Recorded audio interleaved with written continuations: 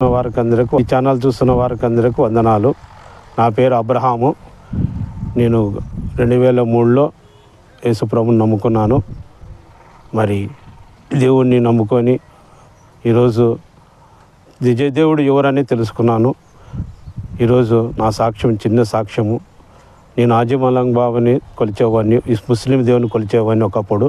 ఈరోజు మరి నిజమైన దేవుడు ఎవరు అని గ్రహించుకొని నిజమైన దేవుడు యేసుక్రీస్తు తప్ప ఎవరు లేరు అని నిజ దేవుని తెలుసుకున్నాను. ఈరోజు లోకరక్షకుడని తెలుసుకున్నాను. నేనే మార్గము నేనే సత్యము అనే మాట ఎక్కడా లేదు.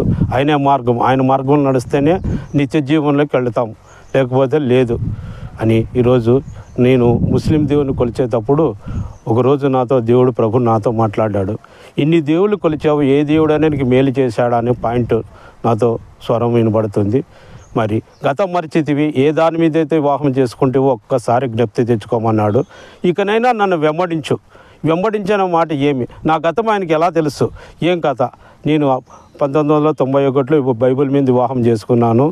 మరి అప్పటి నుంచి నేను 13 సంవత్సరాలు అన్యునిగా ఉండి పూజలు చేసుకుంటూ ఉన్నాను. ఆ రోజు నిజరక్షకుడు మరి ఈ గొంతు స్వరంతో విన్నాను. మరి నిజమైన దేవుడు యేసుక్రీస్తుని వెంబడించి మరి ఎక్కడ ఎవరిని వెంబడించాలా, ఏం కథ అని తెలుసుకొని ఈరోజు నిజదేవుడు యేసుక్రీస్తు తెలుసుకున్నాను, సొంత రక్షణగా తెలుసుకున్నాను.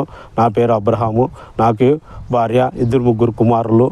మరి 2 కుమారులు ఇద్దరు కుమారులకి మరి అక్షర మార్గంలో ఉన్నారు, 3 అక్షర మార్గంలో ఉన్నారు. ప్రభుత్వం నేను నడుచుకుంటూ తన జీవనోపాధితో నేను ఉన్నాను. ప్రభుత్వం నడుచుకుంటూ ప్రభుత్వం వెంబడిస్తున్నా.